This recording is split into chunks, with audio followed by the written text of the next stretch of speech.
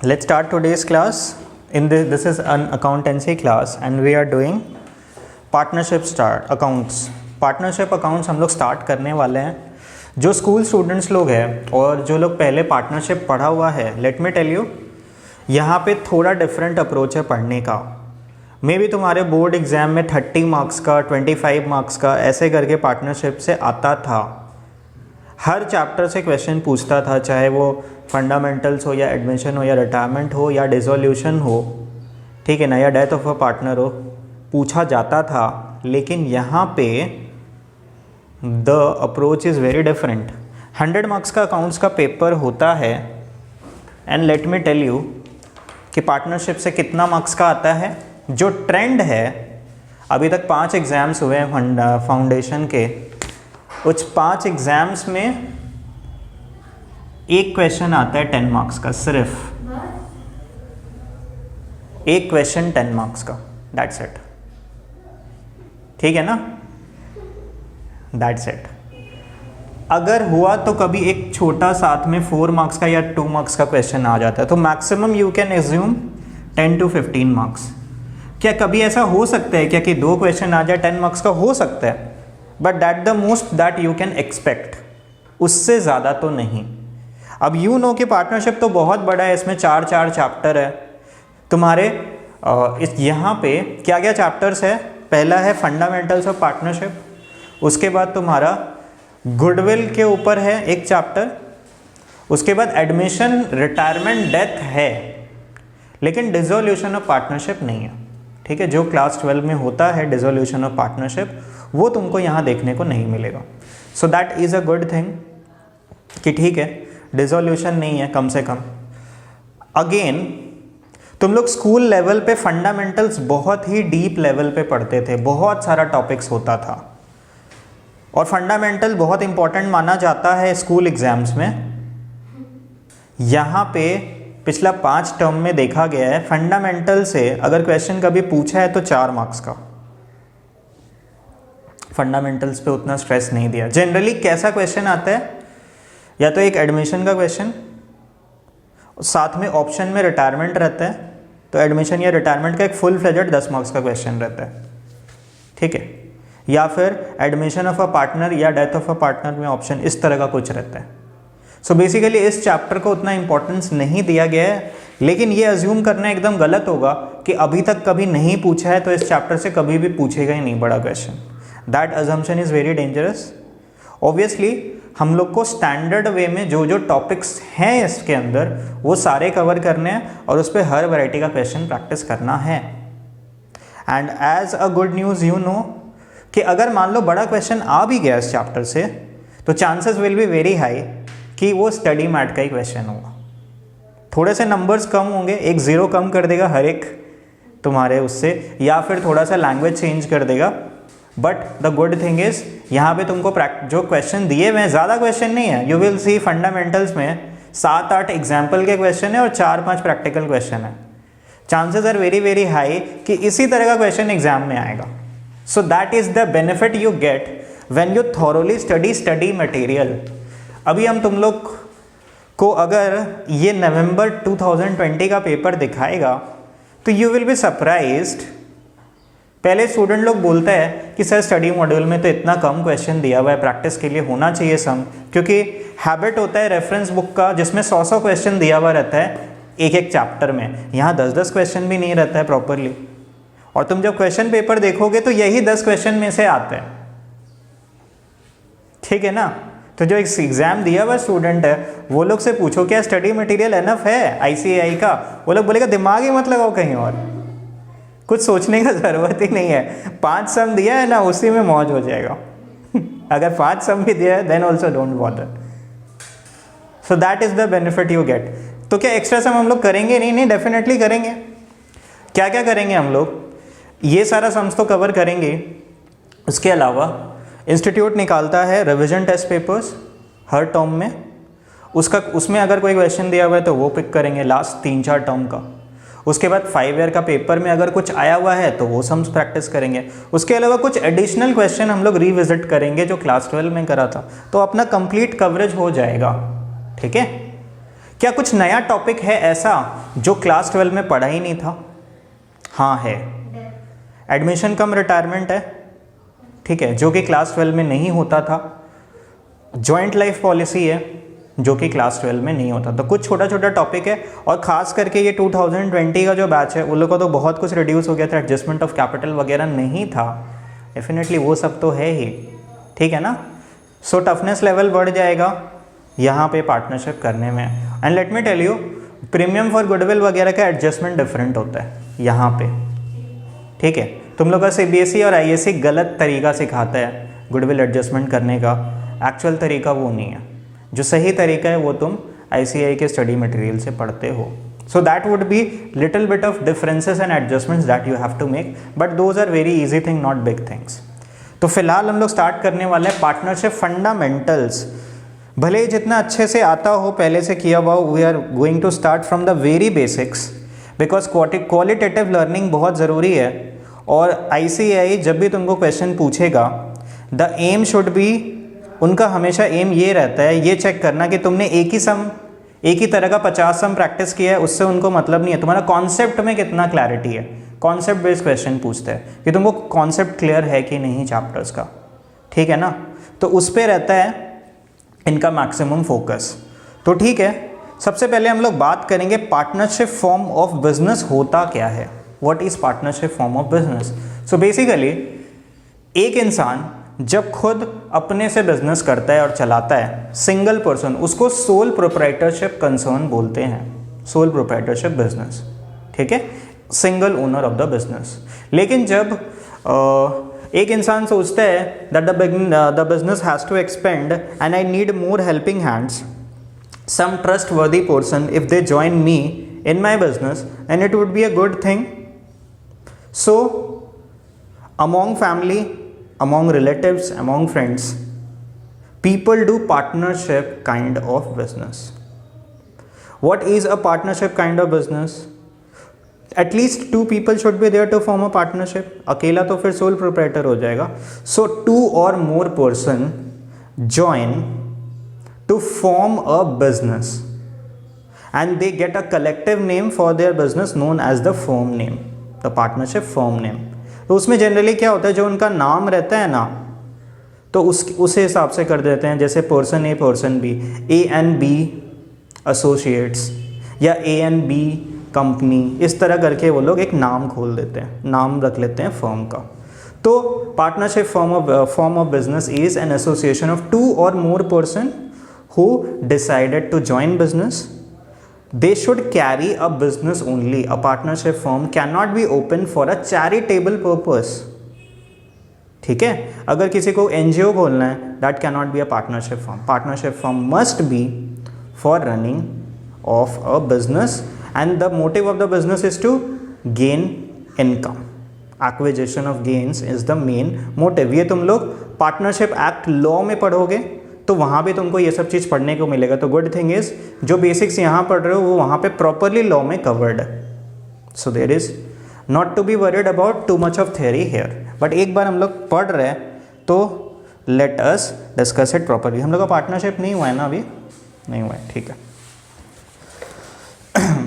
सो यहाँ पे तुमको एक फ्लो चार्ट मिलेगा जहाँ पे ब्रीफ डिस्क्रिप्शन है पार्टनरशिप फॉर्म ऑफ बिजनेस का।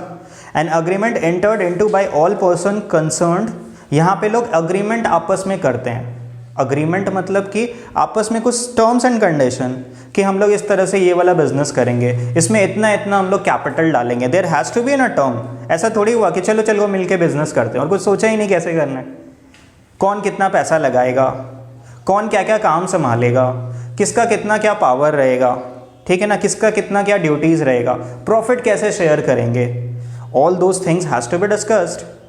So there is an agreement entered into by all the person concerned. तो अभी मेरे को ये बताओ कि क्या ये अग्रीमेंट रिटर्न होना कंपलसरी है? नहीं। इन इंडिया गवर्नमेंट अंडरस्टैंड कि सबका लिटरेसी लेवल उतना हाई नहीं है, ठीक है ना, and we have a very friendly kind of society from generations.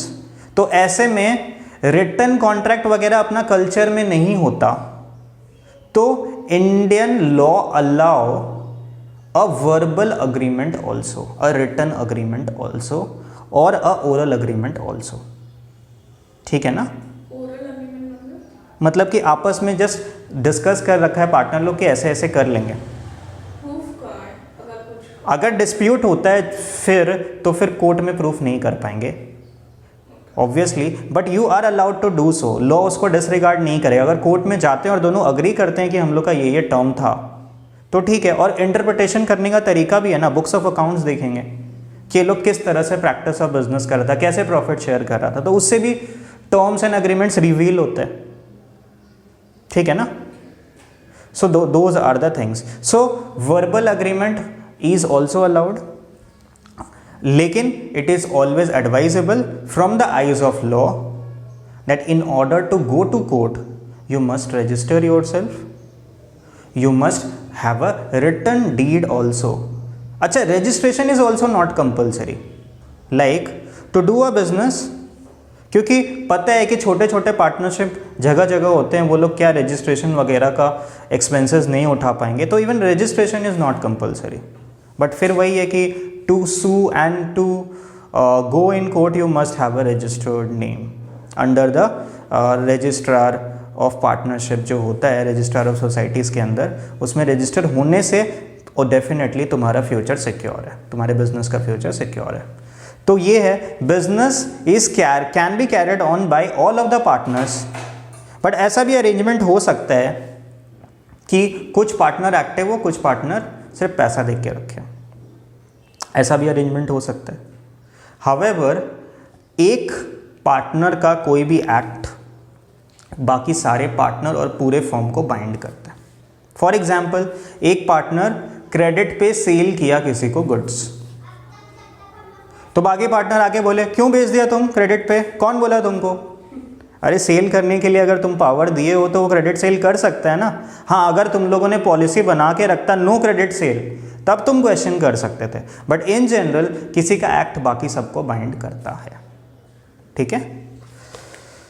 Unlimited liability of all partners.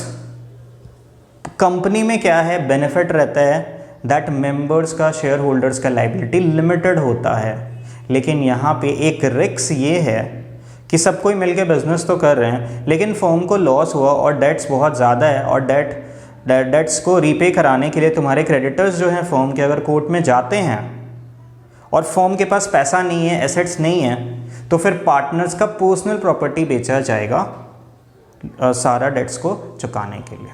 So that is the risk a partnership firm carry, unlimited liability. Okay, then association of two और more persons. इसीलिए आज के दिन में partnership form of जो business है वो कम होता जा रहा है, बहुत कम हो गया। एन एसोसिएशन ऑफ टू और more person, sharing of profits and losses must be there and there must be existence of business. क्यों ये लिखा है? Because charitable trust can not be a partnership form.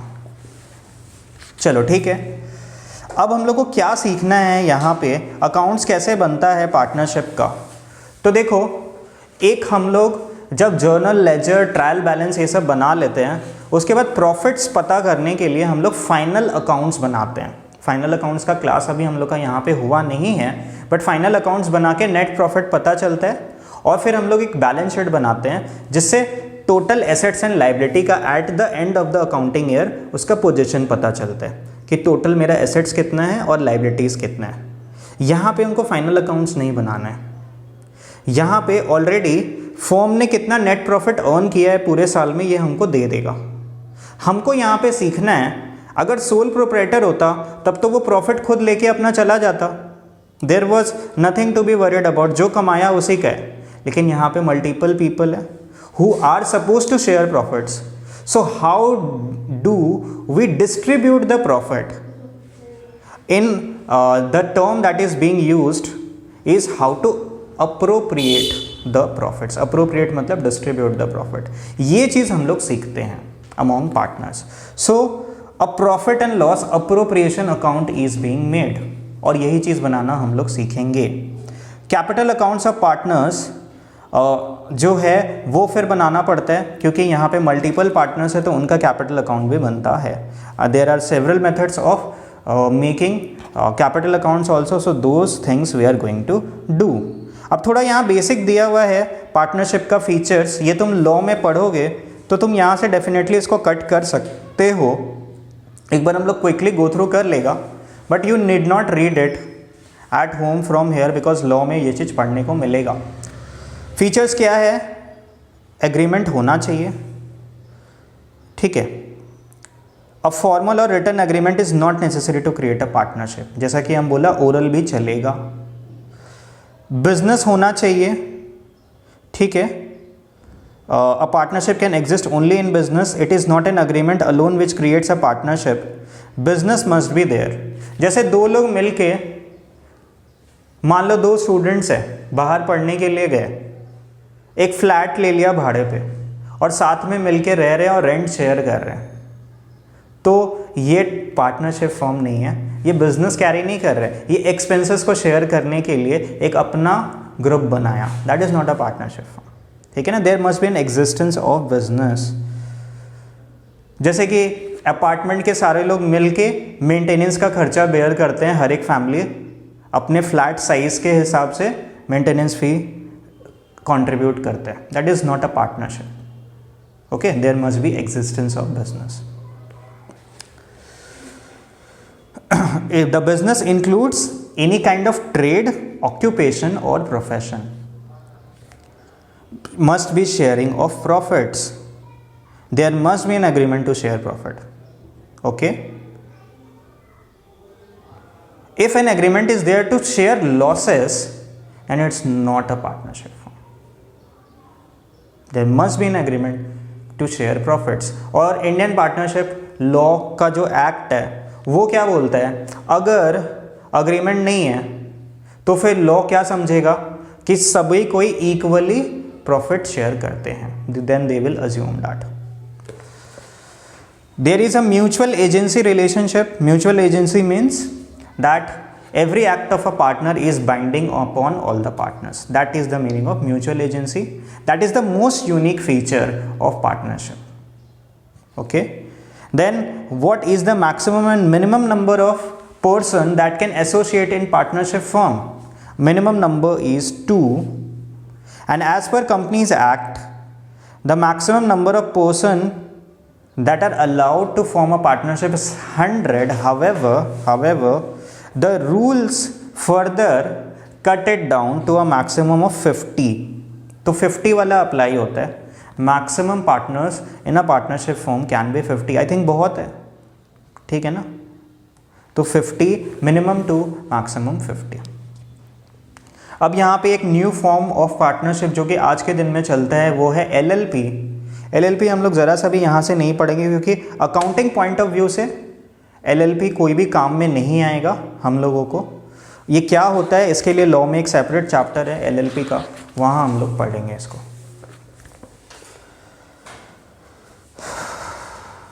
Difference between partnership and LLP, ये सब यहाँ से एकदम ही नहीं करना है theory. Main clauses in partnership deed. Partnership deed में जो डीड क्या हो गया, अग्रीमेंट. जो अग्रीमेंट जो लोग रिटर्न बनवा रहे हैं तो उसमें क्या क्या चीज़ें होना चाहिए, ये एग्जॉस्टिव लिस्ट नहीं है. हो सकता है इसमें तुम 5-6 पॉइंट ही डालो, बट जितना पॉइंट डालोगे उतना अच्छा रहेगा तुम्हारे लिए. तो क्या क्या चीज़ रहता है, नाम क्या होगा फर्म का, पार्टनर्स का क्या नाम है, कब से बिजनेस स्टार्ट हो रहा है, अगर कोई फिक्स ड्यूरेशन है कि इतना टाइम पीरियड के लिए काम करना है तो वो लिखते हैं, कितना कैपिटल हर एक पार्टनर ने कंट्रीब्यूट किया, कितना ड्राइंग कर सकते हैं पार्टनर, क्योंकि सबको पैसे की ज़रूरत होती है ना. कोई बिजनेस कर रहा है और हाउस होल्ड एक्सपेंसेस के लिए मनी विड्रॉ नहीं करे, ऐसा तो हो ही नहीं सकता. बिजनेस करता क्यों है आदमी, हाउस होल्ड एक्सपेंसेस को सपोर्ट करने के लिए. तो डेफिनेटली ड्राइंग्स भी होगा. तो कितना कितना ड्राइंग्स करना सबको अलाउ है, इसके लिए रूल्स बनाना चाहिए. Rate of interest to be allowed to each partner on capital. अगर कैपिटल पे इंटरेस्ट देने का अगर रूल है तो वो लिखा हुआ रहेगा. लोन अगर फर्म को वो दिया है अलग से एक्स्ट्रा तो उस पर क्या इंटरेस्ट होगा. अगर ड्राइंग्स कर रहा है तो उस पर अगर इंटरेस्ट चार्ज होता है तो कितना इंटरेस्ट चार्ज होगा. These things. The ratio in which profits and share are to be shared, ये तो बहुत ही इंपॉर्टेंट पॉइंट है कि किस रेशियो में प्रॉफिट्स एंड लॉसेस बांटे जाएंगे। क्या पार्टनर को अपने काम के लिए अलग से सैलरी भी मिलता है क्या? उसके बाद mutual rights and duties partner का क्या होगा, क्या बाउंड्रीज है, कितना पावर मिलेगा एक पार्टनर को काम करने के लिए। गुडविल को कैसे वैल्यू करेंगे फर्म का गुडविल कैसे वैल्यू होगा? ठीक है, goodwill is basically the brand value of the firm due to which it can earn superior profits in the coming financial year. तो अगर गुडविल है तो कितना है, कैसे क्या इसका वैल्यूएशन है, those things are to be discussed in the coming chapters. Procedure by which a partner may retire and the method of payment to his due, अगर एक पार्टनर फर्म को छोड़ के जाना चाहता है तो उसके रिगार्ड्स उसका अकाउंट सेटलमेंट कैसे होगा। अगर किसी पार्टनर का डेथ हो जाता है तो उसके एग्जीक्यूटर या फिर तुम वो समझ लो उसके जो हायरर्स है उनको सेटलमेंट कैसे होगा। लॉस अगर होता है due to insolvency of partners अगर इंसॉल्वेंट हो जाते हैं तो फिर लॉसेस का ट्रीटमेंट कैसे होगा। अगर कोई डिस्प्यूट्स हो जाता है पार्टनर में तो फिर क्या प्रोसीडियर फॉलो होगा, झगड़ा तो हो ही सकता है। प्रिपरेशन ऑफ अकाउंट्स कैसे होता है और उनका ऑडिटिंग, अगर ऑडिटिंग कराना ज़रूरी है। ऑडिटिंग क्या होता है बताया था, याद है, पता है क्या ऑडिटिंग क्या होता है? कंपनीज को उसका अकाउंट्स चेक करने के लिए। सो बेसिकली जब बिजनेस का टर्नओवर ज़्यादा होता है, ठीक है ना, तो ऐसे में बहुत सारे लोग उस बिज़नेस पे ट्रस्ट एंड रिलाई करना चाहते हैं। जैसे कि बैंक वाला लोन दे रहा है, ठीक है, या फिर कोई क्रेडिटर गुड सप्लाई कर रहा है। ओके सॉरी, फोन तो साइलेंट था। ओके तो बहुत लोग उस पर रिलाई करते हैं। अब अकाउंट्स बनाना तो अपने हाथ में है, झूठा अकाउंट्स भी बना सकते हैं। मान लो किसी को पैसे की ज़रूरत है, लोन चाहिए, वो है लॉस मेकिंग कंपनी, ठीक है, पैसे कमा नहीं पाता, लेकिन झूठा अकाउंट्स बना के दिखा दिया मेरा लाखों का प्रॉफिट्स होता है, तो मैनिपुलेशन कर सकता है अकाउंट्स का। इसीलिए देयर इज़ रूल जहाँ पे चार्टर्ड अकाउंटेंट्स को, जो लोग प्रैक्टिस करते हैं, उनको ऑडिटिंग का काम दिया जाता है और वो इंडिपेंडेंटली जाके अकाउंट्स का वेरिफिकेशन करते हैं कि ये सही बना है या नहीं। उनके वर्क प्रेमिसेस पे जाते हैं, सारा चीज़ वेरीफाई करते हैं और फिर वो लोग एक रिपोर्ट बना के देते हैं कि whether the financial statements represent a true और फेयर व्यू और नॉट। ठीक है ना, उसको ऑडिटिंग बोलते हैं। तो जो थोड़ा बड़ा बिजनेस करता है, एक टर्नओवर स्पेसिफाइड है, तो उनको फिर ऑडिटिंग कराना कंपलसरी होता है। ठीक है, ऑडिट का जो सब्जेक्ट है वो डिटेल में तुम्हारे इंटरमीडिएट लेवल से स्टार्ट होगा, नॉट इन फाउंडेशन। और इसको प्रैक्टिकली तुम लोग अपने आर्टिकलशिप में करोगे, 3 साल बहुत सारा ऑडिटिंग करने को मिलेगा। Registration of firm is not compulsory, but non-registration restricts the partner of the firm from taking any legal action. So it is advisable to register. Often there is no written deed. It may be silent or on a particular point. ठीक है ना, अगर deed silent है तो देखो नीचे लिखा है rules in the absence of partnership deed. तो फिर क्या होगा, अगर मान लो पार्टनर्स के बीच डिस्प्यूट हो गया और डीड एकदम साइलेंस है, तो फिर अकाउंट्स कैसे बनाना है, तो उसके लिए फिर पार्टनरशिप एक्ट आ जाता है। क्यों आ जाता है, देखो पार्टनरशिप लॉ बोलता है आप बिजनेस कर रहे हो, आपस में मिलके बिजनेस कर रहे हो, ये आपका इंटरनल अफेयर है कि आपको बिजनेस कैसे चलाना है। आपको सैलरी लेना है, लो एज अ पार्टनर, आपको जैसे प्रॉफिट बांटना है बांटो। We are not concerned about it, the law is not concerned about it. But if you have dispute and you do not have a deed, an agreement among yourself, then the partnership law will apply to it so that there is a uniformity and consistency. ठीक है ना, while conducting your affairs. So law is not willing to intervene into your personal affairs unless and until it is for betterment of everybody. So if you do not have a deed, then the rule will apply. What are those rules? No extra thing other than share of profit. एक simple तरीका ये समझ लो, no salary, no interest on capital, no interest charge on drawings. अगर partner ने firm को loan दिया है, पार्टनर ने extra money as loan firm को दिया है, तो उस पर 6% इंटरेस्ट अलाउ होगा पर एनम. और profits and losses are to be shared equally. Then भले एक पार्टनर 10 लाख रुपया कैपिटल दिया है, दूसरा पार्टनर 10,000 रुपया कैपिटल दिया है, फिर भी इक्वली बटेगा. क्यों? डीड क्यों नहीं बनाया? ठीक है ना, डीड बना लेना चाहिए. ऐसा कोई थोड़ी होता है इंसान कि रैंडमली काम कर रहा है, जनरली ऐसा होता नहीं है. बट अगर डीड नहीं बनाया तो फिर ये सब चीज़ अप्लाई हो जाएगा. ठीक है. अब दिमाग में क्वेश्चन में ये आ रहा होगा, व्हाट इज पार्टनर्स लोन? क्यों है पार्टनर लोन? देखो, जब बिजनेस स्टार्ट करते हैं तो जनरली हम लोग कैपिटल कंट्रीब्यूट करते हैं. At a point of time may be the partner will feel कि पैसे का और ज़रूरत है. ठीक है. But we do not want to contribute more capital, we let's take loan. ठीक है ना, लोन का इंटरेस्ट पे कर देंगे and then we will repay the loan amount after the utilization of money for the period that we want. तो ऐसे में a partner says, see, I have some extra money parked with myself. You go to bank and take loan. Why not take loan from me? ठीक है ना. and if the other partners agree, हाँ चलो ठीक है, we will take loan from you and we will pay such amount of interest per annum like we pay to the bank. तो इसमें कोई गलत तो नहीं है.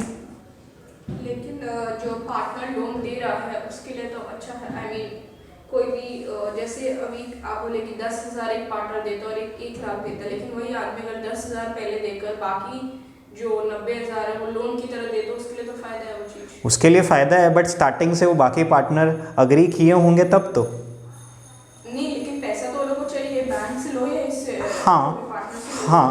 हाँ. अब लेट मी टेल यू, जो बाकी के पार्टनर है दे आर नॉट बेवकूफ़. ठीक है ना. अगर वो 10,000 में उसको एंटर कराया है तो there must be some skill of that partner that they are willing to use, इसीलिए उसको सिर्फ 10,000 में एंटर करा दिया. नहीं तो कोई भी रैशनल पीपल जो 1-1 लाख कंट्रीब्यूट किया है, एक पार्टनर को 10,000 में क्यों आने देगा? आने ही नहीं देगा ना. बोलेगा नहीं 1 लाख रुपया कंट्रीब्यूट करो. अब अगर 10,000 रुपया ही अगर मांगा है तो फिर इसका मतलब क्या है? ज़रूर उसके पास कोई ना कोई एक्स्ट्रा स्किल है जो काम आने वाला है. मे बी उस पर्सन का मार्केट में रेपुटेशन बहुत अच्छा है, उसके आने से फर्म का नाम बढ़ जाएगा. या फिर मे बी उसके पास कुछ टेक्निकल एक्सपर्टीज़ है जो बाकी के पास नहीं है. जैसे वो मार्केटिंग बहुत अच्छा कर लेता है, एक एग्जाम्पल बता रहा है, तब हो सकता है कि उसको 10,000 में अलाउ करो. नहीं तो अलाउ ही नहीं करेगा ना. Why would the other partner allow?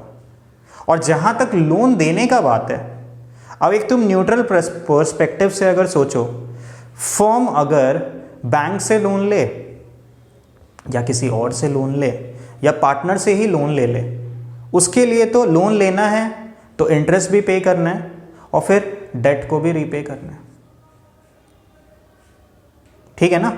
तो क्या फ़र्क पड़ जाएगा? कहीं से भी लोन ले ले, बैंक के पास जाएगा तो दुनिया भर का फॉर्मेलिटीज़ भी है. ठीक है ना. ये दो, वो दो, ये शेयर करो, वो अकाउंट्स बना के दो, चार्टर्ड अकाउंटेंट से एक सॉल्वेंसी सर्टिफिकेट लेके दो that we are sound financially strong.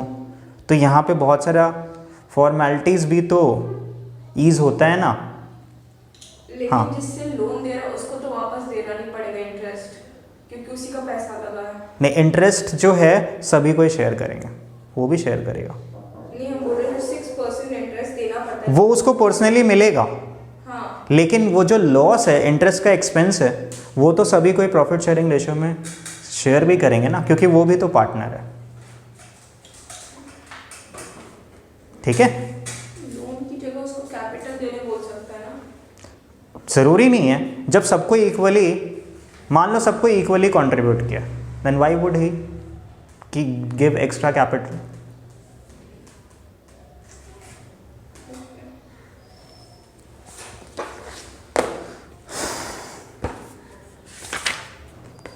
तो चलो अभी नेक्स्ट पेज में कुछ कॉन्सेप्ट बिल्डर एग्जाम्पल्स दिए हुए हैं। A and B commenced business in a partnership form, यही दिया हुआ है ना नेक्स्ट पेज में। On 1st January 2016, no partnership agreement was made either oral or written, ठीक है। They contributed 40,000 and 10,000 as capital. In addition, A also advanced 20,000 on 1st July 2016. Advanced मतलब loan दिया। A met with an accident and on 1st April 2016 and could not attain the partnership business up to 30 June 2016, ठीक है। The profits for the year ended on 31st December 2016 amounted to 50,600. तो पूरे साल का जो profit है वो 50,600 है। Disputes having been risen between them for sharing of profit, तो आपस में अब झगड़ा हो रहा है, तो इसका सेटलमेंट कैसे हो सकता है? ए बोल रहा है कि उसको 10% interest on capital and loan मिलना चाहिए and profit should be distributed in the proportion of capital, क्योंकि वो ज़्यादा कैपिटल दिया है। बी बोल रहा है net profit should be shared equally, he should be allowed remuneration of 1,000 per month during the period of A illness, क्योंकि उसने बिजनेस संभाला था, और interest on capital and loan should be given at 6%। ए को जो है लोन पे 6% interest ही मिलना चाहिए। So you are required to settle the dispute between them and distribute the profits according to law, not personal sentiments. State reasons for your answer, ठीक है। तो law जो बोलता है वो बोलता है एक्सीडेंट हुआ कि क्या हुआ उससे मतलब नहीं है। लॉ क्या बोलता है? If there is no agreement the following rules are applicable as per Indian partnership act 1932। No interest is allowed on capital. Interest is allowed at 6% on loan advanced. Profits and losses are to be shared equally and no remuneration or salary is allowed to any partner for taking part in the conduct of the business, ठीक है ना। तो ultimate settlement फिर क्या होगा? ये जो loan दिया है 20,000 का, इस पे 6% इंटरेस्ट कैलकुलेट करेंगे, क्योंकि एज पर पार्टनरशिप एक्ट 6% होता है। लेकिन कब लोन दिया? 1 जुलाई से। तो लोन का इंटरेस्ट पीरियड कहाँ से कैलकुलेट होता है? From the date of loan till the date of इधर रीपेमेंट या फिर क्लोज ऑफ ईयर। तो यहाँ रीपेमेंट तो हुआ नहीं अभी, तो क्लोज ऑफ द ईयर जुलाई से लेकर दिसंबर 6 मंथ का इंटरेस्ट जाएगा। सो 20,000 का 6% 1200 इंटू 6/12 600 रुपये इंटरेस्ट मिलेगा ए को, ठीक है, ऑन लोन। और उसके अलावा क्या 600 हो गया ना, तो 50,600 में से ये 600 का एक्सपेंस माइनस कर दो, नेट प्रॉफिट 50,600 है, तो 50,000 बचा। अब ये 50,000 डिस्ट्रीब्यूट होगा among A and be equally, यानी 25,000 that would be the settlement है, ठीक है। So that was the basic concept clarification. चलो आगे बढ़ जाएंगे। अभी जो नेक्स्ट एग्जाम्पल है वो हम लोग नहीं करने वाले हैं, ठीक है। हाँ हाँ हाँ हाँ हाँ, ये it is about past adjustment. अभी पास्ट एडजस्टमेंट्स हम लोग नहीं कर रहे हैं, ठीक है। अब कुछ बेसिक्स यहाँ पे अगेन थ्योरी दिया हुआ है, पावर्स ऑफ द पार्टनर्स। पढ़ने का ज़रूरत नहीं है, अकाउंट्स में कुछ काम नहीं आएगा, लॉ में अच्छे से पढ़ेंगे कि कितना क्या पावर रहता है पार्टनर्स का, ठीक है। नेक्स्ट पेज में आ जाओ। पीएल अप्रोप्रिएशन अकाउंट कैसे बनता है, ये चीज़ हम लोग को समझना होगा। So that we are going to do.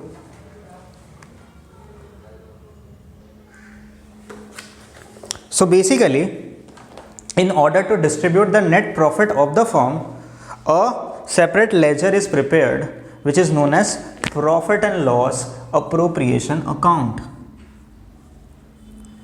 Profit and loss appropriation account. What is the purpose of this account? Yes, to distribute appropriations and profits, इसको लिख लो, and profits of the firm, ठीक है, एज पर डीड।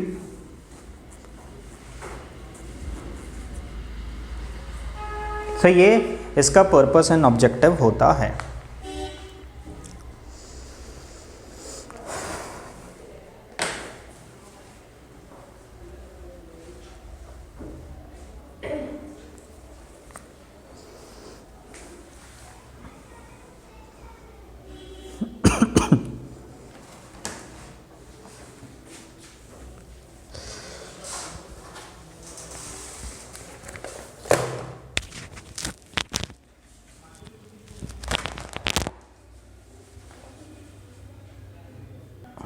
तो अभी हम लोग discuss करेंगे पीएल अप्रोप्रिएशन अकाउंट बनता कैसे है। देखो, सबसे पहले जो प्रॉफिट फर्म ने अर्न किया पूरे साल का, वो हम लोग क्या करते हैं, पीएल अप्रोप्रिएशन अकाउंट में ट्रांसफर करते हैं। A net profit earn is a nominal account, profit and loss account is a nominal account. Nominal account, all income and gains are credit. Now we need to transfer that. So a credit balance in order to be transferred has to be debited. ठीक है ना? So profit and loss account debit हो जाएगा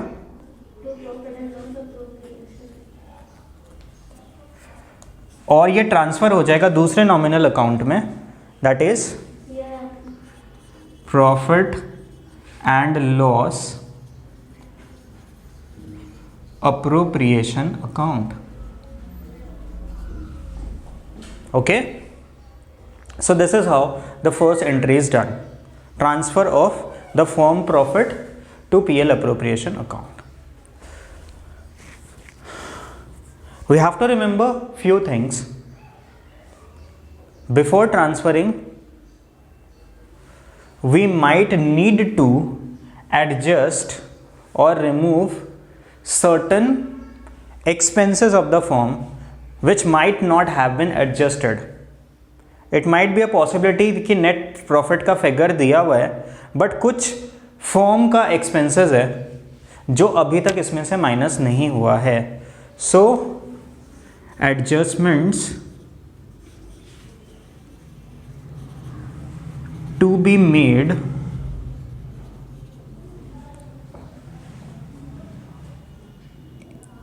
in net profit for क्या क्या चीज के लिए? Interest on loan, yes,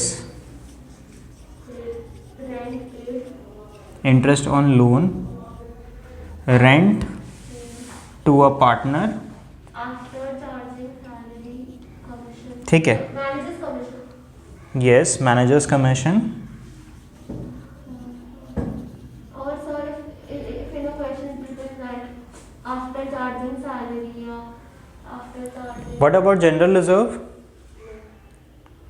So basically what happens, adjustments are to be made in net profit for interest on loan, rent to a partner and manager's commission. Why? Because these are not appropriations. These are not appropriation. तो ये क्या है? appropriation नहीं है तो these are considered as business expense. These are business expense, popularly termed as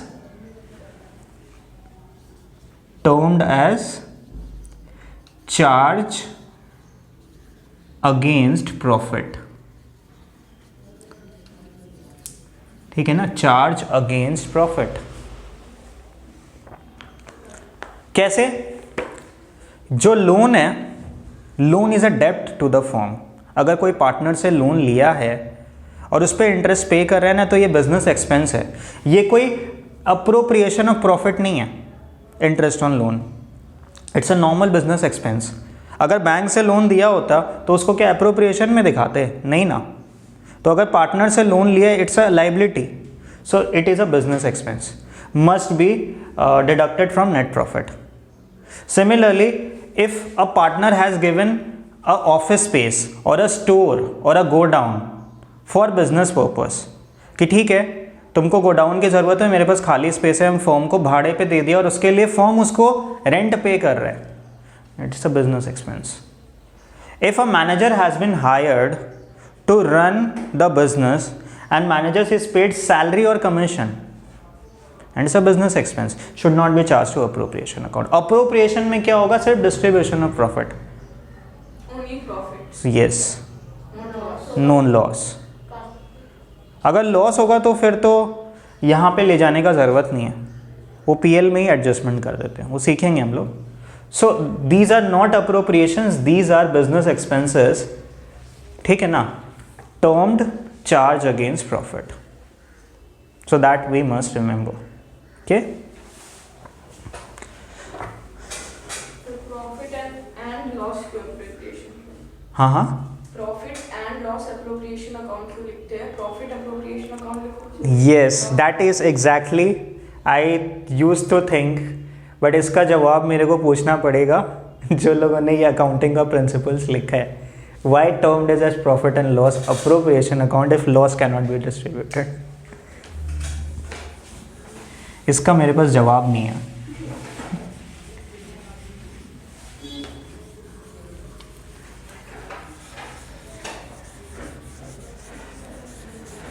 anyways, अब देखो क्या है, profit and loss appropriation account तुम जर्नल एंट्री में क्रेडिट कर दिया था, ठीक है ना. अब इसमें से सारा चीज डिस्ट्रीब्यूट होगा, तो हर बार पार्टनर को पे करने के लिए कैश पेमेंट नहीं होता है. यहां पे पार्टनर के कैपिटल अकाउंट को बढ़ा देते हैं जो भी चीज देना है उसके लिए, ठीक है. तो पार्टनर के कैपिटल अकाउंट को बढ़ा देंगे. कैपिटल अकाउंट बढ़ता कैसे है? क्रेडिट होने से या डेबिट होने से? कैपिटल अकाउंट बढ़ता कैसे है? क्रेडिट होने से या डेबिट होने से? क्रेडिट होने से कैपिटल अकाउंट बढ़ता है, ठीक है ना. अगर विड्रॉ होता है तो कैपिटल टू बैंक, तो डेबिट होने से कम होता है. तो यहाँ पे हम जो भी अप्रोप्रिएशन देंगे ना, कैश नहीं देते हैं, हम लोग कैपिटल अकाउंट को बढ़ा देते हैं. That is the kind of adjustment that happens. Okay, so यहाँ पे होता क्या है, अगर हम लोग जर्नल्स का बात करें,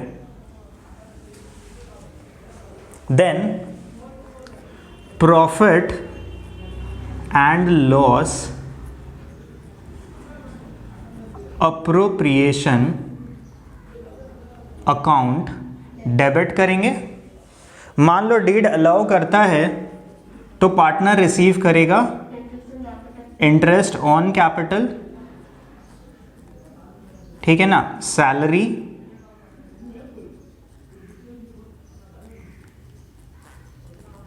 कमीशन,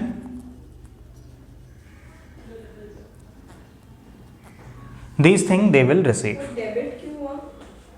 क्योंकि ये एक रिजर्व कैरी कर रहे हैं, प्रॉफिट्स कैरी कर रहे हैं, तो क्रेडिट. अब इसको बांट रहे हैं तो क्रेडिट का डेबिट करेंगे, क्योंकि this is going out, the balance has to be reduced, so it has to be debited then, इसीलिए. एंड फिर ये क्रेडिट हो गया, ये सारे चीज़ ये क्रेडिट हो गया. कैसे क्रेडिट होगा? पहले तो इन ये जो अप्रोप्रिएशन है उनका नाम पे क्रेडिट किया हम लोग, और फिर इनको डेबिट करके पार्टनर्स कैपिटल अकाउंट को क्रेडिट करेंगे. डायरेक्टली कैपिटल में अगर कर देते तो फिर क्या होता, क्या चीज़ के लिए क्या क्या जा रहा है ये नहीं पता चलता. तो पहले वो अप्रोप्रिएशन का नाम खोलते हैं और फिर उसको कैपिटल अकाउंट में डिस्ट्रीब्यूट करते हैं. So again it would be interest on capital account debit, partners salary account debit, partners commission account debit to partners capital, एक बार लिखो account.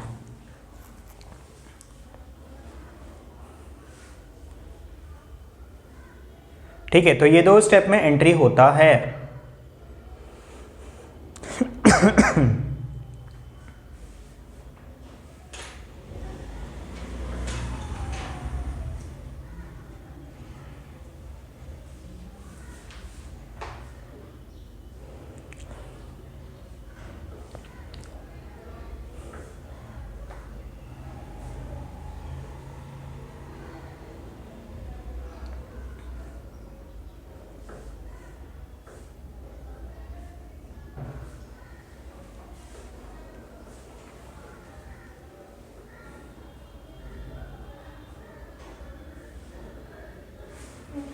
Done. There is something which is charged also. Now, in order to discourage aggressive drawings from the firm, partner may make a rule that if partners are withdrawing money, then interest on drawings will be charged. Okay? And they have set the rule that interest on drawings will be charged. In such a case, such interest on drawings is a receipt for the firm because they are being charged from the partners. So such receipt should be credited in PL appropriation account. Okay? Drawings अपने account से करेगा ना? हाँ, capital को reduce करेगा, partners capital to drawings. हाँ, तो why does it affect the business? Of course, the funds of the business get reduced whenever a drawing is made. हाँ, तो लॉस भी तो वही भरेगा अगर कुछ नहीं, लॉस तो कलेक्टिवली पूरा फर्म इफेक्ट होगा ना. ओवरऑल फर्म का कैश कम होता चला जाता है, इसीलिए. सो फॉर दैट पर्पस ड्राइंग्स पे इंटरेस्ट चार्ज किया जा सकता है, डीड में लिखा हो तो ऐसे में फिर क्या होगा? We must remember that interest on drawing is charged to partners and hence it's a kind of income for the firm. So PL appropriation account is credited.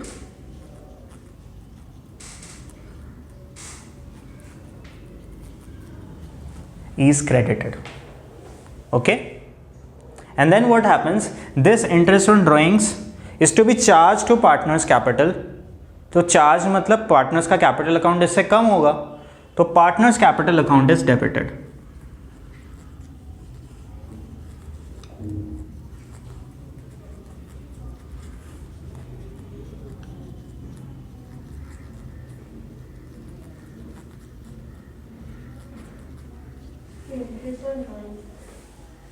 Interest on drawings, sorry. पहले second वाला होना चाहिए फिर ऊपर वाला होना चाहिए ना?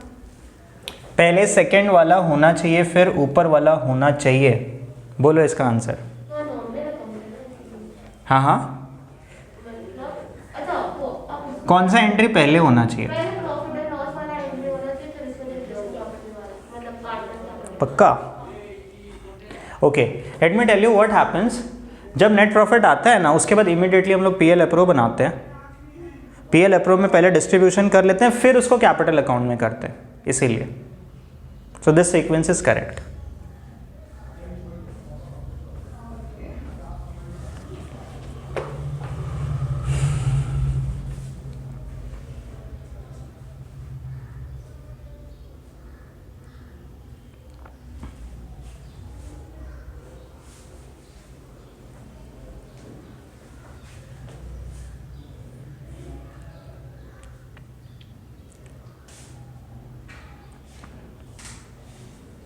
देन कम्स, सारा डिस्ट्रीब्यूशन हो गया.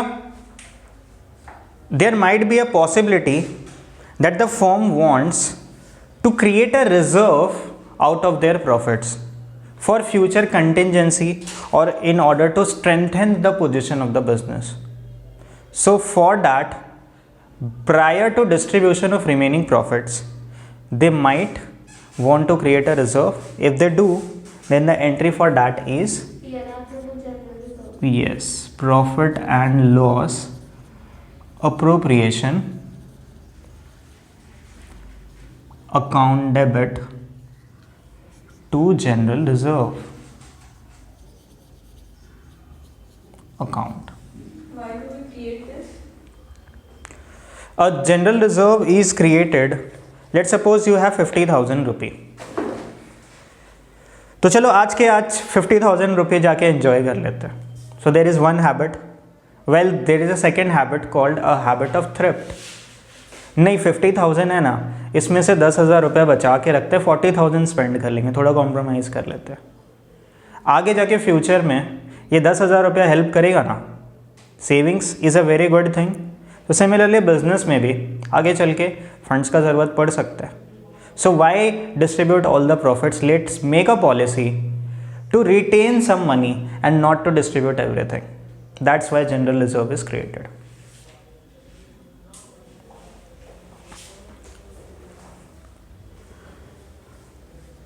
The word general means किसी भी पर्पस के लिए बाद में यूज ले सकते हैं.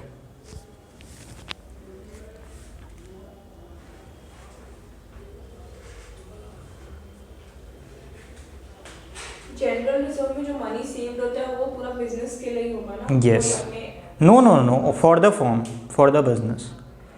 And last step comes now distribution of profit. So the remaining money left in PL appropriation is distributed among the partners. So the entry is Here approved to partners capital. yes.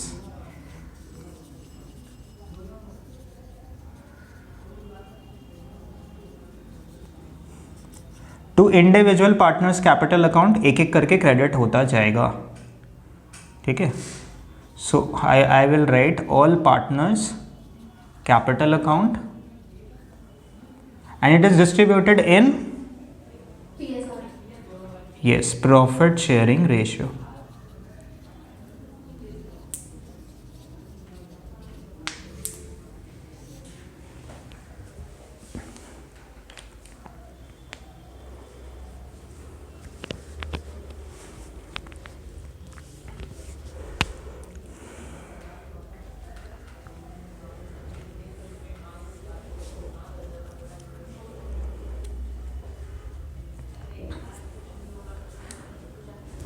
इसलिए 12 वाला लोग को बोला कि ये सब class है, कोई प्रेशर नहीं रहेगा. जिन लोग को बहुत टेंशन हो रहा है बोर्ड के साथ सीए फाउंडेशन का क्लास कैसे करें, तो यही सब चीज़ तो हम पढ़ा रहे हैं.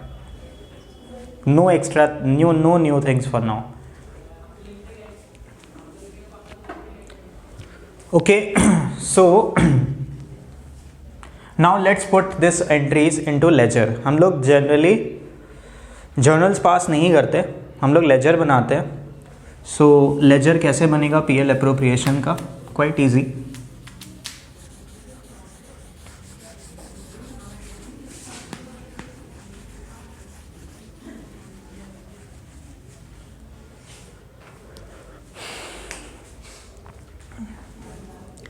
सो PL appropriation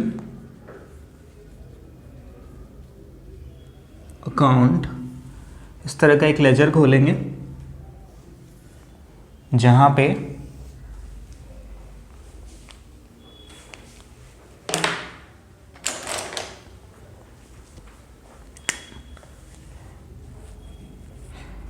debit side and credit side is there. So as per your journal you can see the first entry that we passed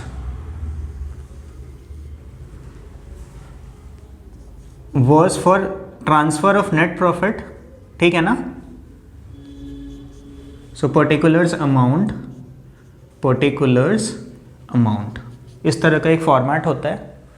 और सबसे पहले हम लोग नेट प्रॉफिट ट्रांसफ़र करते हैं, तो entry was profit and loss appropriation to PL appropriation. तो PL appropriation के लेजर में by profit and loss account, by profit and loss account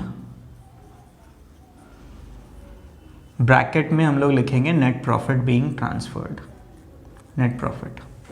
so ये अमाउंट हम लोग यहाँ पे लिख देंगे.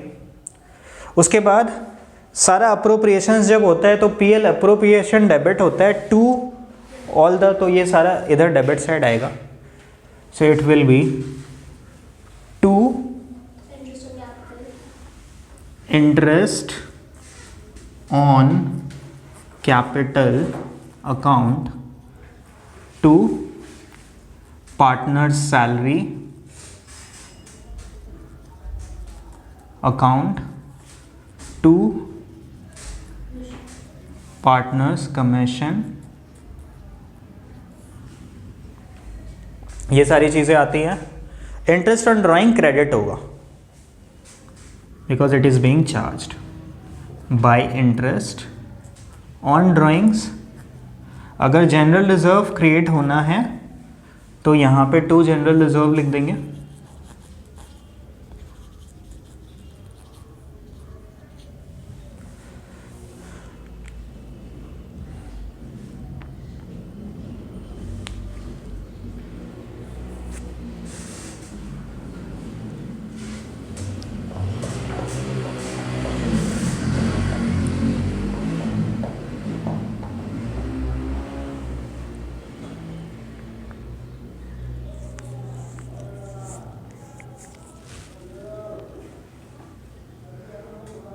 में क्या है और 2 में?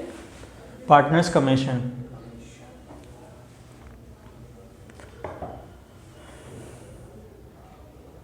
पार्टनर का सैलरी और पार्टनर का कमीशन में डिफरेंस क्या है?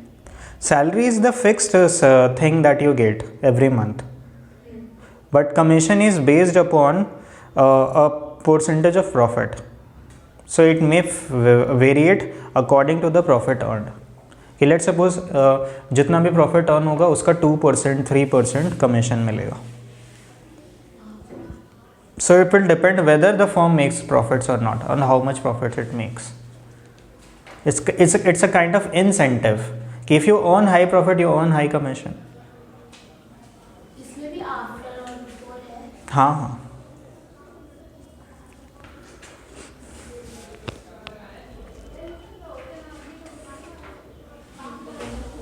okay, the last step is distribution of profit. So here we write to partners capital slash current. partners capital account share of profit.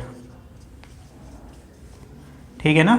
Individual partners का यहाँ पे नाम लिखता चला जाएंगे, जैसे मान लो ए बी सी, और प्रॉफिट शेयरिंग रेशियो में बांट लेंगे। पहले क्रेडिट माइनस डेबिट करेंगे तो हम लोग को पता चलेगा कितना प्रॉफिट है बचा हुआ, और फिर वो बांट देंगे। So that is how the accounts are being closed for PL appropriation. Now one reminder, if drawings of a partner are given, drawings are not charged here. Interest on drawings are charged in appropriation. Drawings are to be debited to capital account, not here. Okay, so this is how PL appropriation is made. अभी हम लोग देखेंगे partners capital account कैसे बनता है।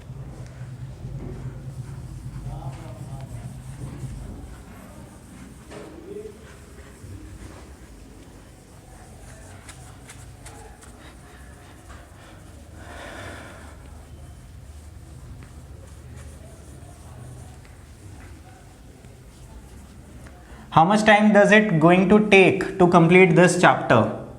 That question might be running in your head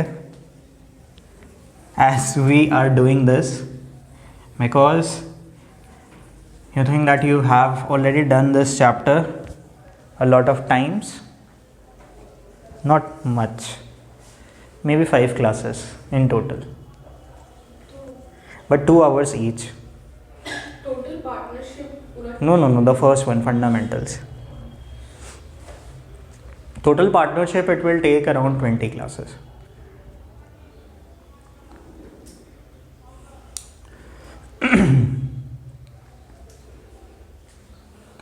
So let's talk about partners capital account.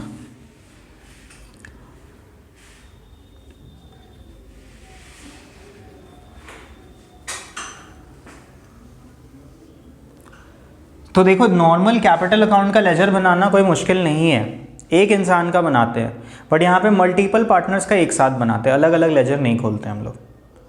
तो उसके लिए एक लेजर का जो स्टैंडर्ड फॉर्मेट होता है, डेबिट साइड में एंड क्रेडिट साइड में, ठीक है। क्या डेट का कॉलम खोलना पड़ेगा?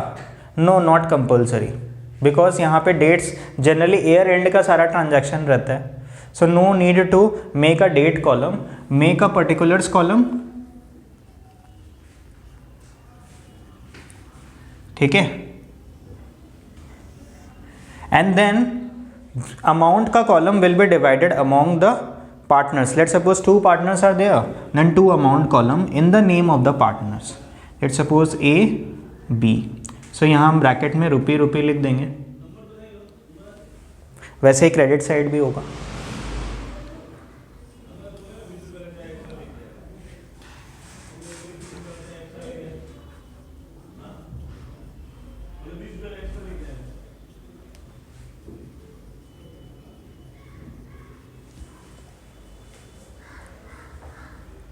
बेसिकली वो कैश और बैंक कॉलम जैसा है। हाँ, जैसे कैश बुक में कैश और बैंक कॉलम एक ही लेजर में बनाते हैं, वैसे ही।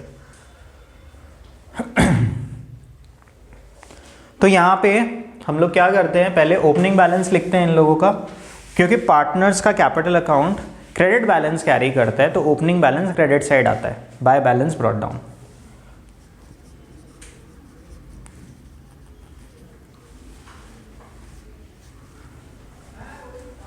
उसके बाद अप्रोप्रिएशंस पार्टनर्स के कैपिटल अकाउंट में क्रेडिट होते हैं। जर्नल एंट्री अगर जाके देखोगे तो हम लोग लिख रखा है, तो यहाँ पे bye interest on capital by partners salary bye partners commission, ठीक है, ये सारा चीज़ आएगा। उसके बाद अगर इंटरेस्ट ऑन ड्राइंग्स है तो वो तो आएगा ही, और ड्राइंग्स भी आएगा, to drawings to interest, because the journal entry for introduction of capital to business is cash to capital, so by cash होता,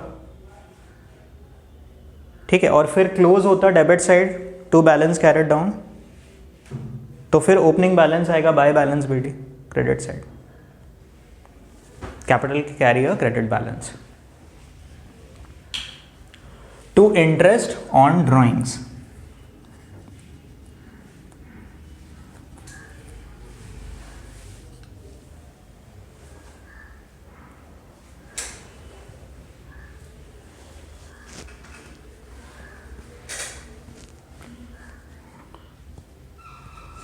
उसके बाद by PL appropriation account, what is this for, this is for distribution of profit.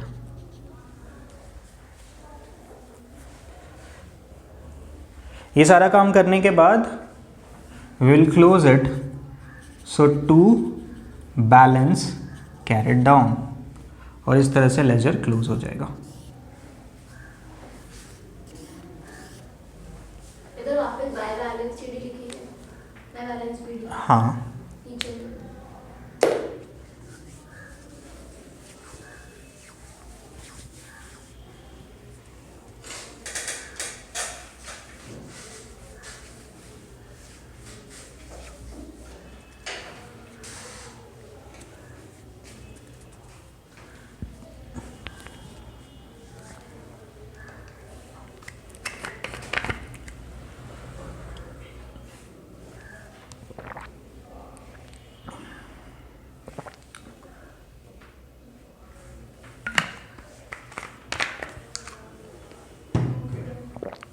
ठीक है। तो अभी हम लोग एक क्वेश्चन पिक करेंगे और उस क्वेश्चन को सॉल्व करेंगे।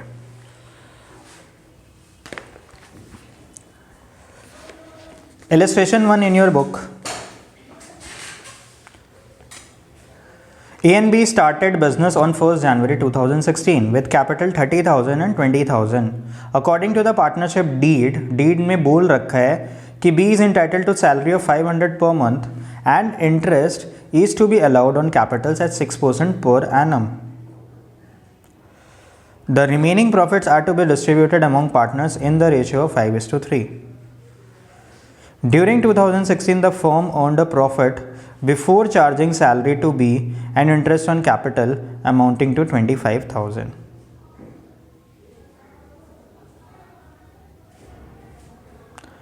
During the year, A withdrew 8,000 and B withdrew 10,000 for domestic purpose. Give journal entry relating to division of profit. तो यहाँ पे simple journal entry for division of profit हम लोग को करना है। तो एक एक करके हम लोग करेंगे।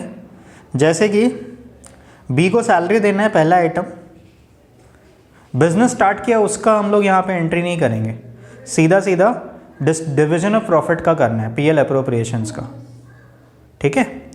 तो उसका कब होगा एंट्री, ये सारा एंट्री होता है at the end of the year. तो on 31 December 2016 we will write entry PL appropriation account debit to B's capital, 500 into 12 6,000 होता है, तो 6,000 हो जाएगा।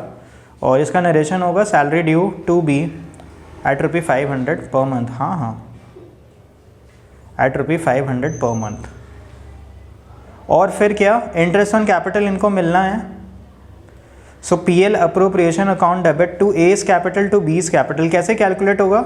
ओपनिंग बैलेंसेस पे कैलकुलेट होगा। कैपिटल पे इंटरेस्ट है तो कैपिटल आर 30,000 एंड 20,000, सो 30,000 का 6% इज 1,800 एंड 20,000 का 6% is 1,200. So PL appropriation account debit total 3,000 to A's capital 1,800 to B's capital 1,200. तो ये 6 मंथ्स का होगा ना? क्यों? ईयर एंडिंग 31 दिसंबर है। हाँ तो 1 जनवरी को कैपिटल इंट्रोड्यूस हुआ था ना। 1 दिसंबर, हाँ 12 मंथ्स। इंटरेस्ट ऑन कैपिटल क्यों लेते हैं? It might be the basic idea of the partners कि हम लोग जो कैपिटल कंट्रीब्यूट किया है, so we must get return on those first funds invested in the business. Like bank में मनी डिपॉजिट करते हैं तो हम लोग को इंटरेस्ट मिलता है ना। So it might be practice that when we contribute money, profit का क्या पता होगा या नहीं, but when we invest money somewhere we expect at least minimum amount of profits which is interest on our funds invested. So it might be a standard business practice to get interest on such capital invested annually, and that rate of interest is being fixed by all the partners. What is the logic? खुद ही invest कर रहा है तो at least profits के लिए कर सकते हैं, इंटरेस्ट क्यों लेना बीच में? A safe and healthy practice so that everything gets something out of their investment. ठीक है ना? Even a sole proprietor can charge interest on capital. ये तो पार्टनरशिप फॉर्म है।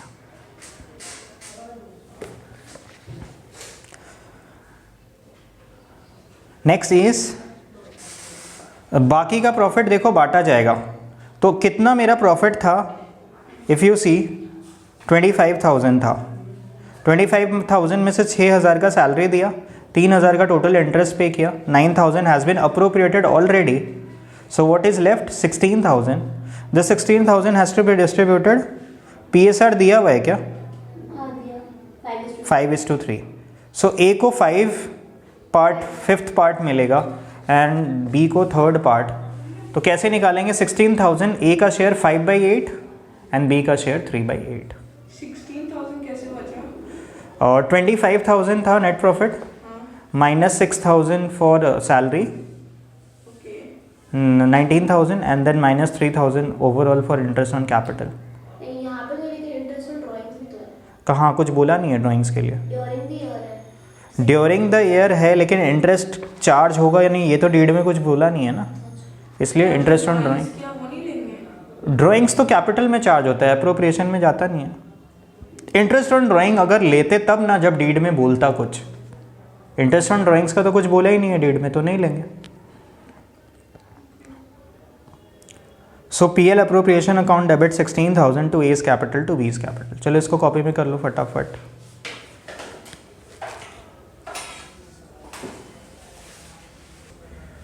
Let's move to the next question now. Ram, Rahim and Kareem are partners in a firm. They do not have any agreement in respect of profit sharing, interest on capital, interest on loan advanced by partners and remuneration payable to partners. In matter of distribution of profits, they have put forward the following claims. तो राम का कुछ बोलना है, रहीम का कुछ बोलना है, पढ़ के कुछ फ़ायदा है क्या?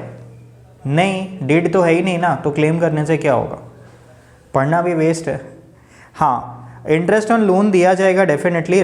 करीम demands interest on loan of 2,000 advance to him at the market interest rate of 12% per annum. क्या सही है क्या?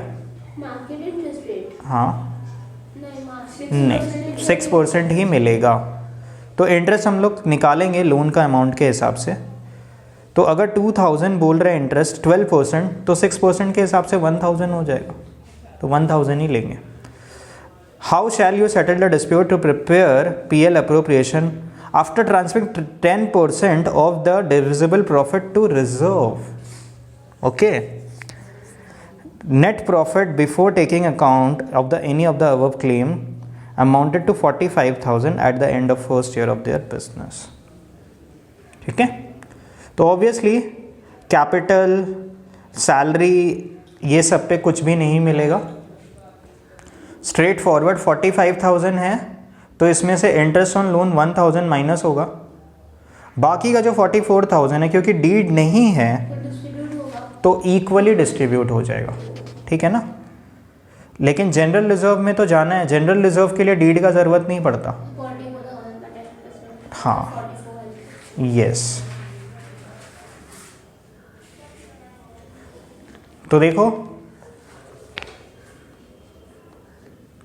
हम लोग सीधा सीधा पीएल अप्रोप्रिएशन अकाउंट बनाएंगे। गलत किया, to interest on carrying loan तो लिखते ही नहीं है, इंटरेस्ट ऑन करिंग लोन तो यहाँ पे वो सब नहीं है, वो सब ड्रामा नहीं है कुछ भी, यहाँ पे लिखेंगे मतलब यहाँ से माइनस नहीं करके दिखाना है। Direct straight forward. सपोज कर दिया तो सपोज ठीक है चलेगा।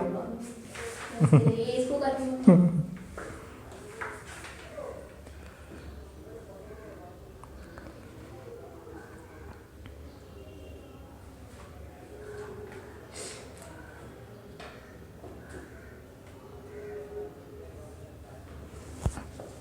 चलो कॉपी में कर लो इसको फटाफट।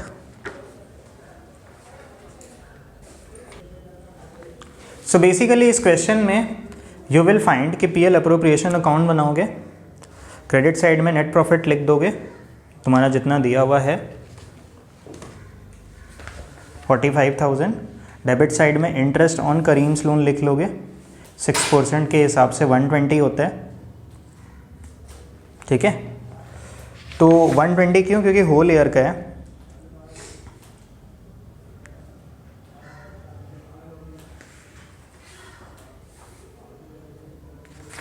उसके बाद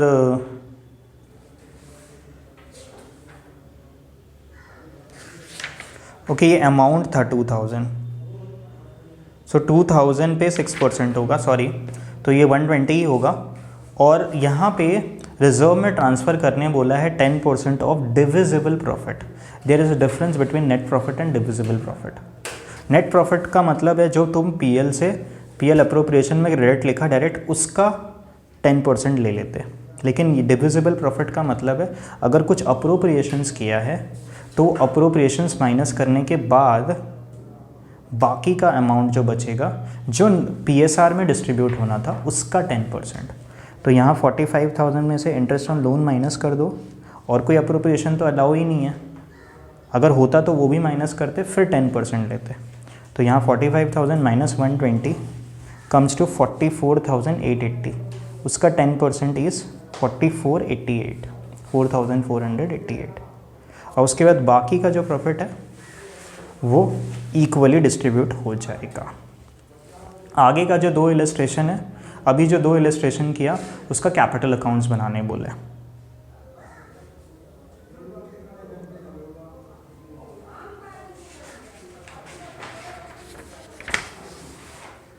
पहले का तो पीएल अप्रो बनाने बोला है और फिर कैपिटल अकाउंट बनाने बोला है, ठीक है। So that you practice at home, easy है, हो जाएगा। टोटल यहाँ कैसे लिखे हैं? तो अभी हम लोग नेक्स्ट टॉपिक जो सीखने वाले हैं, that actually there are 2 options available to prepare capital accounts of partner. There are 2 separate methods available, ठीक है। The first one is termed as fixed capital method. Fixed capital method. Now what does this mean?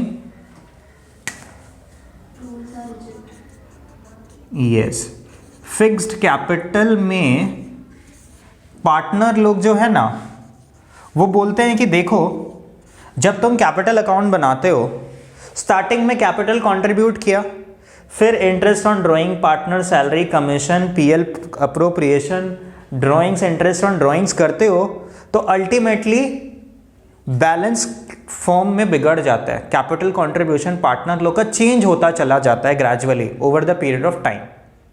So why not have a approach where in जो initial invested capital है, या जितना capital invest करना है partners को, उसको छेड़छाड़ नहीं करे, उस बैलेंस को, वो ऐसे का ऐसा ही रहे, ठीक है, उसके बैलेंस को छेड़ना नहीं है। तो उसको सेपरेट रखो वो कैपिटल को, और जो तुमको एडजस्टमेंट्स करने हैं ना उसके लिए करो, पार्टनर का एक छोटा भाई करंट अकाउंट खोल लो जिसमें तुम्हारा ये जो अप्रोप्रिएशंस है ड्राइंग से उसका एडजस्टमेंट होगा. So the same capital account is split into two parts. So under fixed capital method, that is the idea that we do not want to disturb the capital invested by the partners, and hence we are preparing two accounts. So the number one is the usual partners capital account, and the number B is partners current account.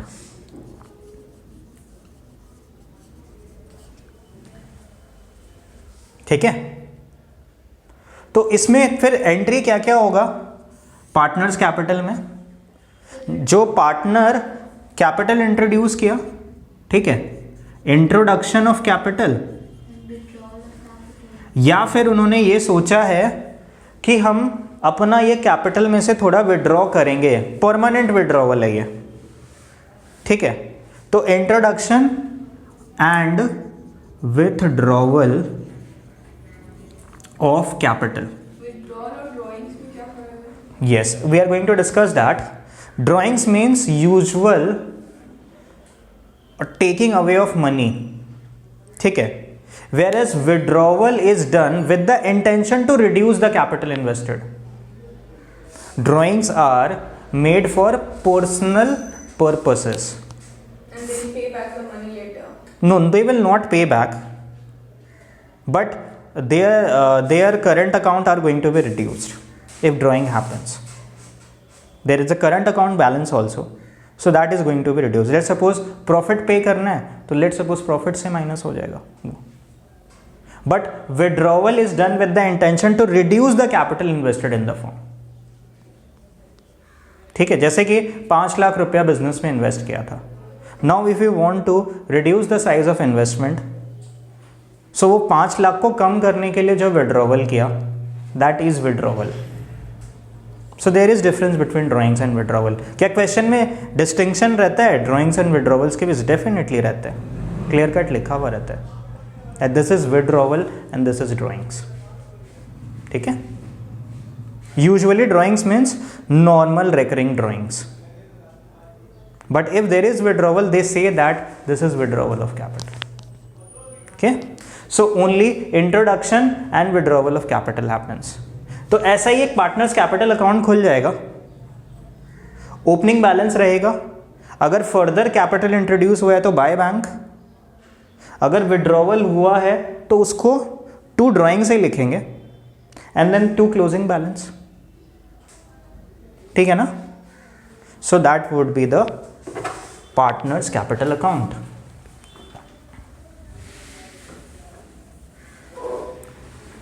So basically ये appropriations का entry इससे delete कर दो, format यही है.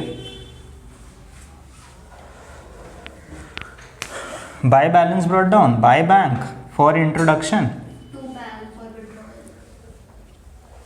हाँ, और 2 अच्छा,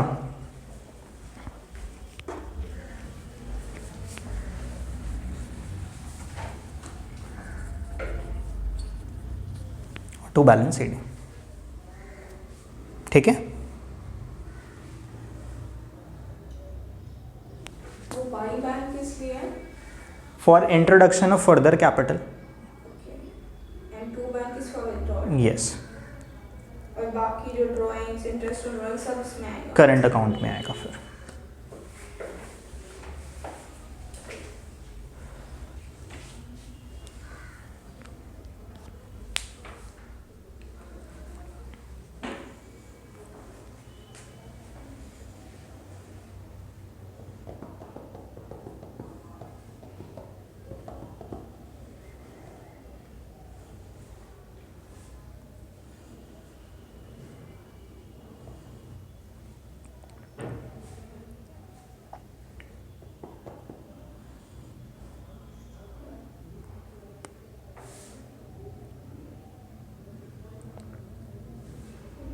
You are saving 6 weeks worth of classes by doing partnership?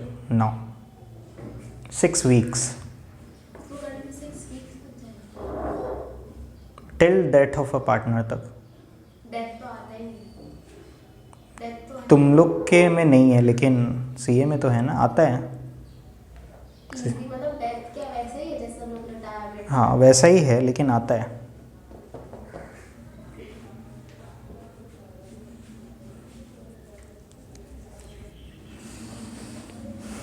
बहुत सारा चैप्टर है, अकाउंट्स बहुत बहुत बड़ा है. एनपीओ करना है, फाइनल अकाउंट्स करना है, कंसाइनमेंट करना है, फिर छोटे छोटे बहुत सारे चैप्टर है. बहुत बड़ा सिलेबस है अकाउंट्स का. तो एनपीओ करना है. पूरा तो पूरा पूरा प्रॉपर 10 मार्क्स का आता है एनपीओ. एनपीओ बहुत करते हैं, काश मैं भी सीरियसली नहीं किया था. तो इसलिए तो बेसिक से सीखते हैं ना सारा चीज़. चलो ठीक है, जो करंट अकाउंट है वो कैसे बनेगा? हो सकता है उसका ओपनिंग बैलेंस दिया हुआ हो, नहीं दिया है तो ठीक है कोई बात नहीं, नहीं दिया है तो कोई बात नहीं. तो पार्टनर्स करंट अकाउंट में अब सारा अप्रोप्रिएशन आ जाएगा, जैसे कि by interest on capital, by partners commission,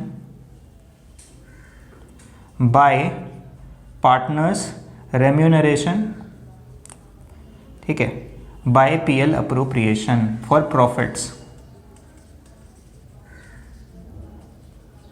अगर लॉस होगा तो यहां पे आएगा 2 PL account debit side, 2 drawings, 2 interest on drawings.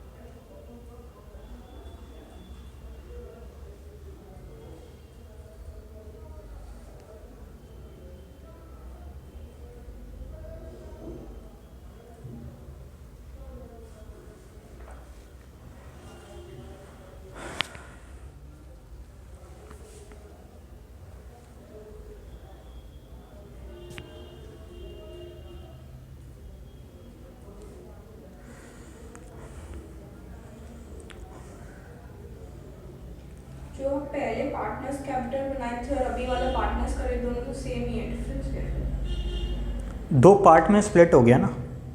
जो परमानेंट कैपिटल है उसको हम लोग टच नहीं कर रहे हैं ड्यू टू दिस अप्रोप्रिएशंस. उसके लिए एक अलग करंट अकाउंट बैलेंस कैरी होगा. And don't be surprised if at the close there might be a debit balance to current account. How?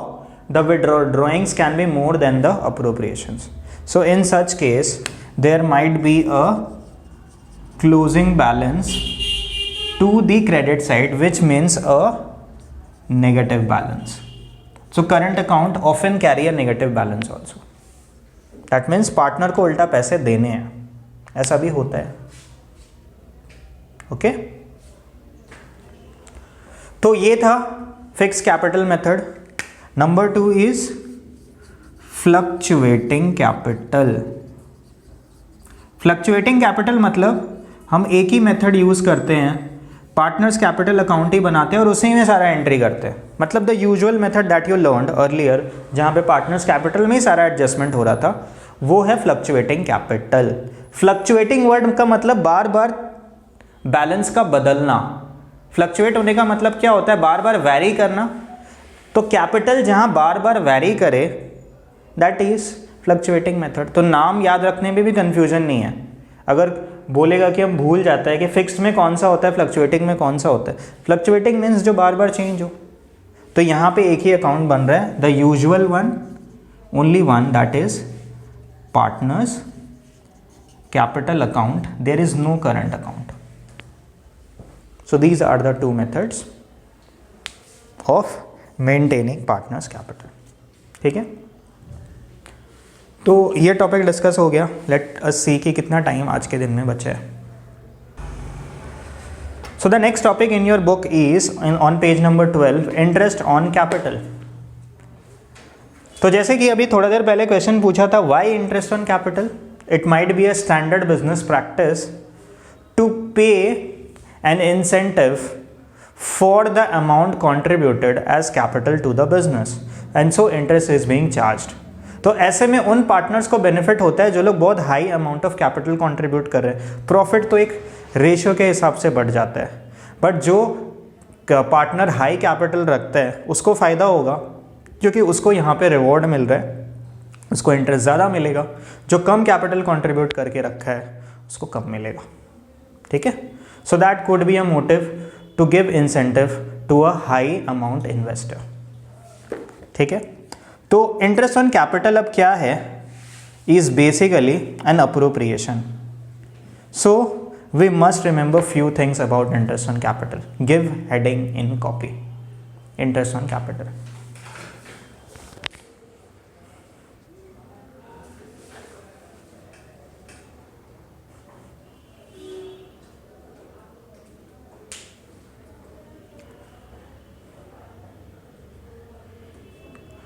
सो इसमें डैश देके लिखना number 1,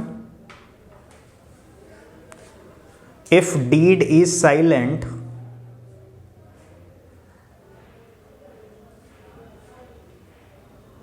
interest on capital is not allowed.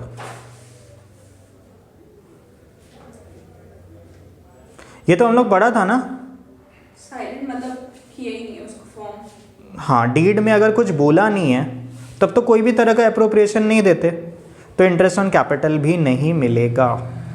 Point number 2, point number 2 is if deed provides for interest on capital then it is allowed provided that there is adequate profit.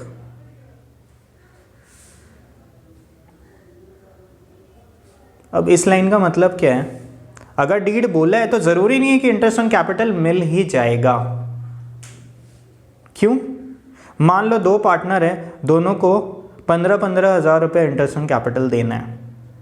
Firm ने net profit earn किया total में 10,000, तो कहाँ से दें? पैसा होगा तब तो अप्रोप्रिएट करेंगे ना. अगर दोनों को इंटरेस्ट देना है 15,000 लेकिन अर्न ही किया है टोटल प्रॉफिट 10,000, तो कहाँ से करेंगे? So that is why the line provided there is adequate profits. Profit का जरूरत नहीं है, उसको तो इंसेंटिव की तरह देते हैं. इंसेंटिव की तरह देते हैं but only out of net profits ना, इसीलिए तो पीएल अप्रोप्रिएशन में चार्ज करते हैं, अदरवाइज डायरेक्ट कैपिटल अकाउंट में डालते. जब प्रॉफिट ही मिलना था तो प्रॉफिट की तरह ही ले लो, इंटरेस्ट की तरह क्यों लेना? इंटरेस्ट की तरह ही ले रहे हैं but it is being paid out of profits from the PL appropriation account. I am saying that जब लॉस हो रहा है तब इंटरेस्ट तो मिलेगा नहीं. जब प्रॉफिट हो रहा है तो प्रॉफिट की तरह ही लो ना, इंटरेस्ट की तरह क्यों लेना? प्रॉफिट की तरह लो का मतलब कि अभी जैसे इंटरेस्ट अगर लॉस में देता है तब पता चलता है कि इंसेंटिव मिल रहा है, कि प्रॉफिट नहीं भी मिला तो there is a safety amount there. But अगर प्रॉफिट है और प्रॉफिट की तरह में ही मिल रहा है, सिर्फ लॉस में नहीं मिल रहा है, तो प्रॉफिट तो मिल ही रहा है, तो इंटरेस्ट क्यों लेना? उसी के साथ ले लो. हाँ, तो प्रॉफिट को माइनस करके उसको. हाँ, तो हम ये थोड़ी बोला कि मिलेगा ही नहीं. इंटरेस्ट ऑन कैपिटल मिलेगा अगर कम प्रॉफिट है तो, लेकिन एक पर्टिकुलर फिर मेथड होगा कि कैसे मिले, that we will need to follow. तो अभी यहाँ पे डैश देके लिखो, आगे लिखो, in such scenario dash number A, if there is a loss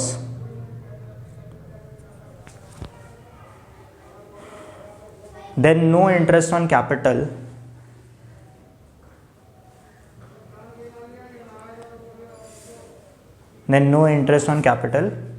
even if deed provides for. अगर लॉस है तो कोई उपाय नहीं है, कुछ नहीं मिलेगा। Number B, if profits are lesser than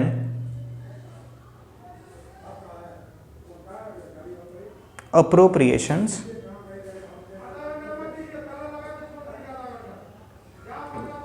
of interest on capital,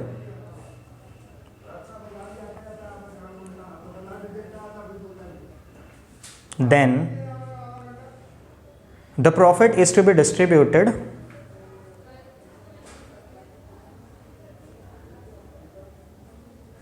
in the capital ratio of the partners, in the ratio of capital of the partners। अब ब्रैकेट में लिख लेना opening capital, no confusion, closing capital balance पे नहीं, opening capital balance पे, ठीक है। इसका क्या अरेंजमेंट हुआ फिर? अगर मान लो 30,000 का इंटरेस्ट देना है लेकिन 10,000 ही प्रॉफिट है, तो ठीक है 10,000 हम लोग बांटेंगे, दोनों का कैपिटल का जो रेशियो होगा उस रेशियो में बढ़ जाएगा। मान लो 5 लाख एंड 3 लाख कैपिटल है, तो 5:3 का रेशियो में बढ़ जाएगा इंटरेस्ट ऑन कैपिटल। 10,000 30,000 प्रॉफिट है, हाँ 5:3 रेशियो में बांटेंगे, सिर्फ इंटरेस्ट नहीं है, सिर्फ प्रॉफिट होगा और 5:3 में बांट रहे हैं तो सेम होगा, कोई अमाउंट आएगा और इंटरेस्ट ऑन कैपिटल भी 5:3 में बांट रहे हैं, उसको फिर अप्रोप्रिएशन से माइनस करते हैं, दोनों को प्लस मिला के फिर भी तो सेम अमाउंट होता है। PSR is different, capital ratio is different, profit sharing ratio is different thing. There might be a capital ratio of 5 lakh and 3 lakh, but the profit sharing ratio has got nothing to do with capital contributed. It can be equal, it can be 2:1, ठीक है ना। So here distribution matters। तो यहाँ पे क्योंकि interest on capital नहीं दे पा रहे हैं तो उसको फिर कैपिटल रेशियो में बांटेंगे, फिर प्रॉफिट बटेगा ही नहीं ना, प्रॉफिट तो एग्जॉस्ट हो जाएगा, तो PSR बिकम्स इररिलेवेंट। दूसरा पॉइंट भी, अच्छा ये तो लिख लिया, पॉइंट ए तो लिख ही लिया था ना, लॉस है तो बटेगा नहीं। सो देखो यहाँ पे स्टूडेंट कंफ्यूज हो जाता है एग्जाम में, क्योंकि उसको सीधा सीधा ये याद रहता है कि अगर डीड बोला है तब इंटरेस्ट ऑन कैपिटल मिलेगा, डीड नहीं बोला है तो नहीं देंगे। अब अगर डीड बोला हुआ रहता है, प्रॉफिट्स कम रहता है, तब भी जनरली क्या होता है, वो इंटरेस्ट ऑन कैपिटल पूरा का पूरा दे जाता है, तो यहाँ पे मिस्टेक हो जाता है। This you must remember. Now there is a situation 3, write down. sometimes deed states that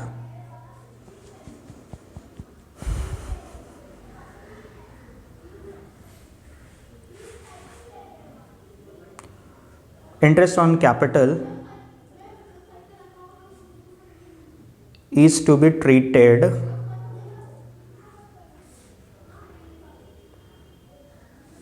as a business expense, bracket में चार्ज अगेंस्ट प्रॉफिट। मतलब क्या, इस फॉर्म का स्टैंडर्ड बिजनेस पॉलिसी अकाउंटिंग का कि interest on capital is a expense to the business, वो लोग उसको एक्सपेंस ही मानते हैं। अगर इस तरह से कोई चीज़ को वो ट्रीट कर रहे हैं, एक्सपेंस बिजनेस का जो रहता है नॉर्मली स्पीकिंग, मान लो तुमको किसी स्टाफ को सैलरी देना है, तो whether you are incurring profit and loss उससे फ़र्क नहीं पड़ता ना, you have to pay salary because it's a business expense. तो यहाँ पे अगर interest on capital is an expense to the business, then चाहे प्रॉफिट हो या लॉस हो दिया ही जाएगा। सो यहाँ पे डैश देके लिखो, interest on capital will be provided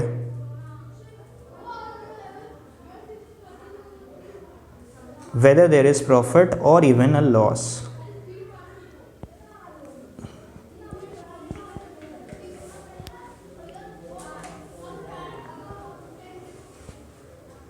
So these are the different scenarios for interest on capital। क्या सीखा हम लोग? नॉर्मली स्पीकिंग डीड में नहीं बोला तो नहीं देंगे, डीड में अगर है तो फिर प्रॉफिट्स होना चाहिए तभी दे पाएंगे, लॉस होगा तो नहीं देंगे। इनएडिक्वेट प्रॉफिट है तो कैपिटल रेशियो में इंटरेस्ट ऑन कैपिटल दिया जाएगा। अगर क्वेश्चन में स्पेसिफिकली कभी ऐसा बोले कि it's to be treated as a charge against profit, that means it is treated as an business expense, then whether there is profit loss और inadequate profits, it has to be given regardless of the amount of profit or loss. Full amount will be given. Okay, so depends upon the situation given in the question. So this is what we learned for today. In the next class when we come back, we will be doing that on Friday, and when we do that we will continue with this chapter. ठीक है, कल का class law का class होगा where we will do Contract Act Chapter 1. 11 AM. Yes.